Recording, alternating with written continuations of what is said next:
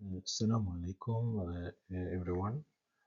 Today's presentation is not about Silicon Valley. It is not about expensive software or high-speed internet, which many of us don't have.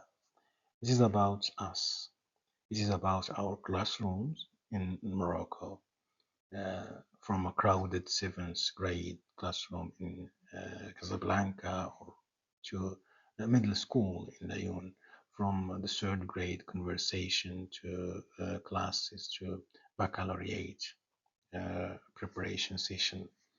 Uh, we are going to look into the mirror of our own practice and ask what happens when artificial intelligence enters our world, based on classroom observations across multiple Moroccan schools, textbook analysis of English, spotlight and gateway to English, and discussions with uh, practicing Moroccan teachers.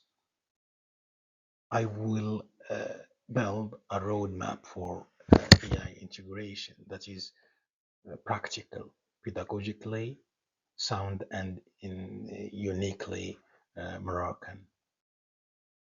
Uh, Throughout this presentation, I will give a short introduction. I will share with you my theoretical framework or theoretical foundation I use it for this research or this presentation. I will share with you the research methodology, then some findings and discussion. Then I will provide a short conclusion. Here is my research problem. I caught in what I call the reality gap. On one hand, global conferences and LinkedIn influencers tell us that AI is transforming education overnight. On the other hand, our classroom observation across Moroccan schools reveal a very different story. Let me share some real observations in one seventh grade class using English Spotlight 1. The teacher had 35 students and only 3 smartphones with internet access. In another school, the teacher told us, quote, I don't even know if my students are using artificial intelligence. They just submit perfect paragraphs, and I don't know how to respond. I also observed the growing copy-paste culture, students using AI to generate answers for their gateway to English exercises without any understanding. Meanwhile, teachers feel immense pressure to cover the syllabus. The result, confusion, anxiety, and missed opportunities. AI is a mirror of our classrooms. It is a mirror that reflects a gap we must address. This study had three clear objectives. First, to document, not assume, not guess, but actually observe and document how Moroccan EFL teachers are currently using or avoiding generative AI across different levels. I observed seventh grade classes using English Spotlight 1 and 9 or Spotlight 3 for the ninth grade classes and baccalaureate preparation sessions. Second, analyze those observed behaviors through established pedagogical frameworks. I used scaffolding, Vygotsky's zone of proximal development, and Bloom's taxonomy and universal design for learning. And third, to produce actionable recommendations that are not dependent on high-speed internet or one-to-one devices. Recommendations that work in a classroom in middles as well as a classroom in Rabat or in Rashidia. To guide our investigation or to guide my investigation, I developed three research questions. First, how are Moroccan EFL teachers currently integrating or avoiding generative AI within the real constraints of our curriculum and textbooks based instruction? Second, what observable teaching behaviors specifically related to scaffolding, the zone of proximal development, Bloom's taxonomy, and UDL or universal design for learning are we seeing in classrooms where AI is used effectively? And third, what practical low-tech context-sensitive recommendations can we offer to bridge the AI integration gap? These questions drove our data collection and analysis.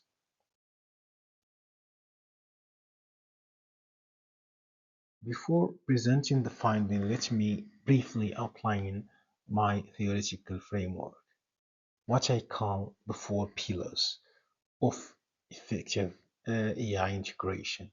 Pillar one, scaffolding, the idea that teachers provide temporarily adjustable support that is gradually removed as learners gain competence. The pillar two, or second pillar, is Vygotsky's zone of proximal development, the sweet spot between what I learn or what a learner can do independently and what they can achieve with guidance. In the AI, in the AI era, the teacher's role is to position AI as a mere capable peer, while remaining the ultimate mediators. The third pillar, Bloom's revised taxonomy, which moves learners from lower order thinking skills like remembering and understanding to higher order skills like evaluating and creating. Our key insight here is that AI can handle the lower levels, but teachers are essential for analysis, evaluation, and authentic creation. And the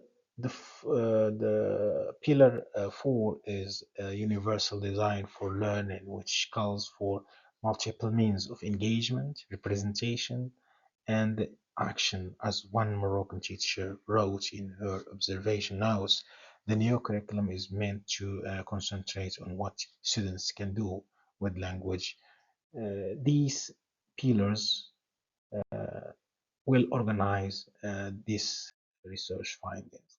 The methodology was grounded in the real world of Moroccan classrooms. I conducted non-participant observations of 12 EFL teachers. I observed 55 minutes lessons at different levels and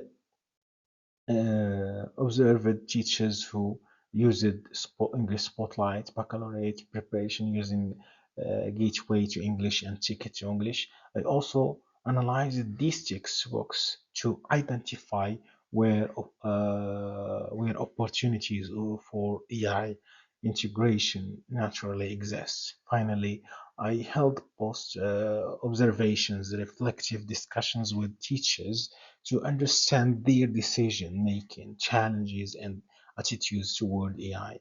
Uh, Let me share some specific observation from different levels throughout this presentation. I used some pseudonyms to protect teachers' identity within the article if you have the opportunity to read it. Uh, the first finding responds to research question one. Current AI integration among Moroccan EFL teachers is fragmented, informal, and largely teacher facing at the seventh grade level. Using English Spotlight 1, I observed minimal direct students' use of AI Instead, teachers reported using AI at home to generate vocabulary lists, simple dialogues, and visual aids, but this was informal and not structured. But at the ninth grade level, I observed occasional students use, but no structured addition. Students used Google Translation or ChatGPT for homework, but teachers had no framework for responding. At the baccalaureate level, I observed what I call the hidden copy-paste culture. Students submitted AI-generated paragraphs, and teachers expressed frustration, saying they couldn't verify originality. One teacher's observation note captured this perfectly. Quote, ICT is not a strength anymore. It has become a weakness. This is a critical finding. Uh, Technology that was supposed to help has, without proper pedagogical framework, become a source of teachers' anxiety or teacher anxiety. The second finding responds to a research question.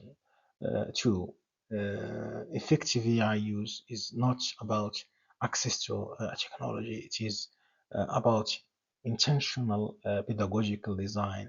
I observed that teachers who successfully integrated AI did so by deliberately applying the four frameworks. For scaffolding, effective teachers pre-filtered AI outputs for beginners levels and gradually uh, released responsibility or realized responsibility for or one teacher told us, I use ChatGPT to generate three versions of a sentence. Then I choose the simplest for my seventh grade graders. For the zone or the PD, effective teachers positioned AI as teachers mediating comparison. For Bloom's taxonomy, I observed effective teachers using AI for a lower order generation while they focused on higher order analysis and evaluation, asking questions like compare this AI paragraph with yours, which is more effective, and why and why. For UDL, effective teachers offered multiple pathways. Students could choose to write from scratch, or use AI for brainstorming, as one teacher's observation note wisely stated. Give students the opportunity to read the instructions, see the view, increase their talking time.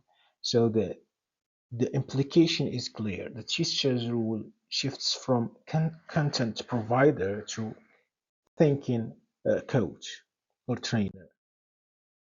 The third finding comes from my textbook analysis and teacher discussions. I analyzed English Spotlight 1 and 2 and Gateway into English and Ticket to English. I had several published articles related to these books, all designed before the AI revolution. The curriculum contains no AI-related objects. However, I discovered natural entry points. For example, Unit 4 of English Spotlight 1, Welcome to Our House, with its vocabulary of rooms and daily routines, can easily be adapted for AI-generated models, dialogues. Unit 9's functions of expressing ability using can and can'ts is perfect for AI chatbots role play. But the most important insight came from teachers' discussions. One back teacher told us, and I quote here, if AI can write the email, I still need to teach my students why one email is polite and another is rude. That is the culture that it is my job. Quote end. This teacher had identified the core insight. AI handles production, but teachers teach judgment, cultural appropriateness, and voice. Another teacher noted that the new curriculum focuses on what students can do with language, not just what they know or what the AI becomes a tool for doing, not just knowing. Based on these findings, I offer 5 practical recommendations for Moroccan EFL teachers. The first one is do not ban AI. Redefine the task. Shift your assessment from production to process.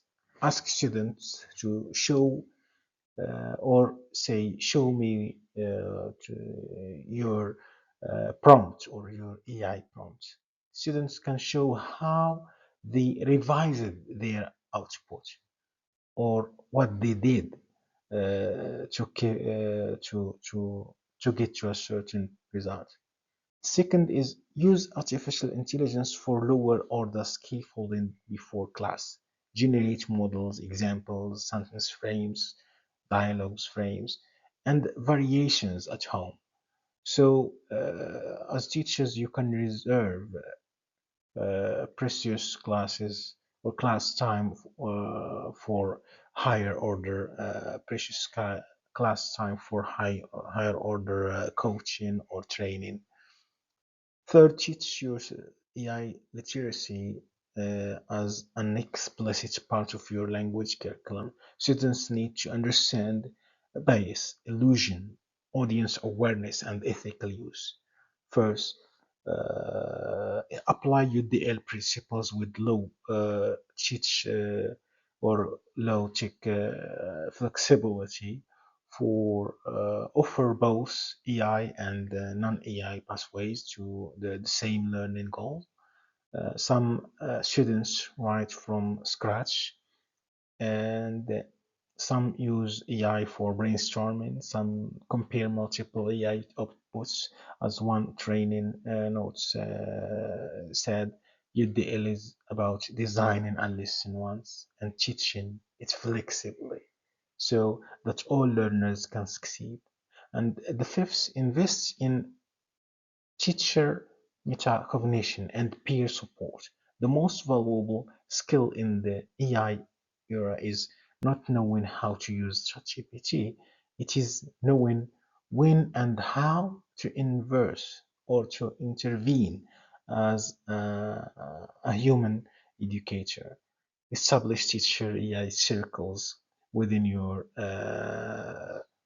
environment. In conclusion, based on my observation in Moroccan classrooms, the answer is clear.